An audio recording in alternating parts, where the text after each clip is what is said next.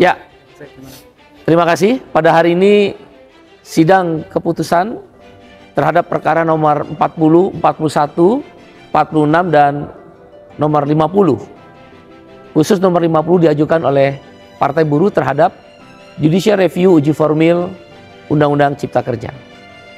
Semua perkara gugatan ditolak oleh Hakim Mahkamah Konstitusi, atau dengan kata lain, Undang-Undang Cipta Kerja dinyatakan konstitusional karena tidak ada cacat formil.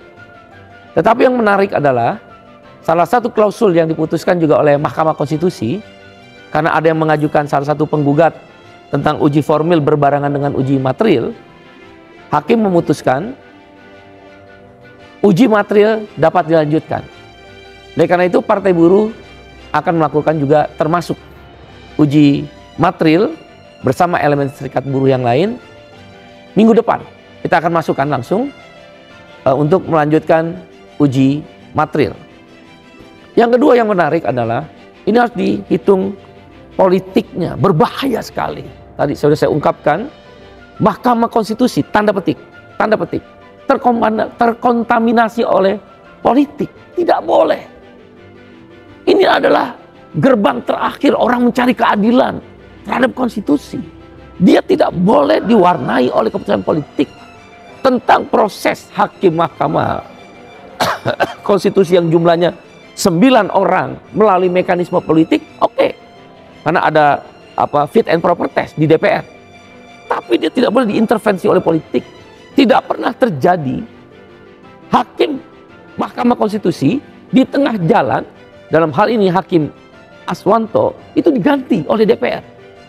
Yang biasanya diganti itu adalah karena habis masa jabatan atau pensiun atau udah 2 periode. Ternyata hari ini membuktikan, tapi ini perlu diinvestigasi lebih dalam, dibuktikan bahwa hakim Mahkamah Konstitusi terhadap keputusan yang besar buat buruh, petani, nelayan, dan kelas pekerja diwarnai politik. Pada keputusan nomor 91 2020 maksud saya, nomor 91 2020 yang diputuskan oleh MK yang tadi dibacakan di dalam amarnya, dalam pokok perkaranya, itu jelas 5 hakim Mahkamah Konstitusi menyatakan inkonstitusional bersyarat. Keputusan nomor 91 tahun 2020. Hakim Aswanto tiba-tiba diganti. Ini ada permainan politik. Karena kami menduga Hakim Aswanto adalah yang kelima. Menjadi total 5 ini, menggenapkan 5 hakim yang menyatakan inkonstitusional bersyarat. Ada apa dengan DPR? Kok hakimnya diganti di tengah jalan, bukan karena pensiun, bukan karena sudah 2 periode. Hari ini terjawab.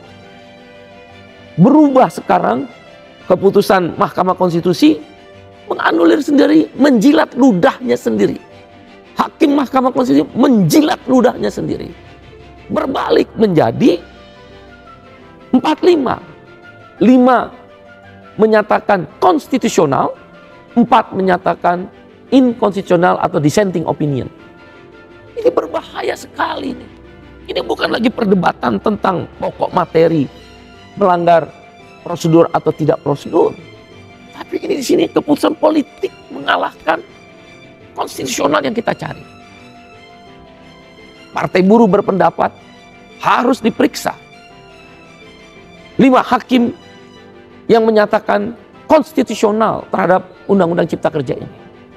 Dan Partai Buruh mewakili buruh Indonesia dan kelas pekerja mengucapkan terima kasih pada 4 hakim yang melakukan dissenting opinion. 1, Yang Mulia Saldi Isra. 2, Yang Mulia Eni Nurbaningsi. Yang Mulia Soehartoyo. Dan Yang Mulia Wahidudin. Terima kasih. Dan untuk 5 ini perlu diperiksa oleh MKMK, Majelis Kehormatan Mahkamah Konstitusi. Kalau nggak begini terus, tadi saya sudah sampaikan, kalau ruang sidang tidak memberikan rasa keadilan, jalanan adalah cara kami mencari keadilan. Dan sekarang adalah tahun politik.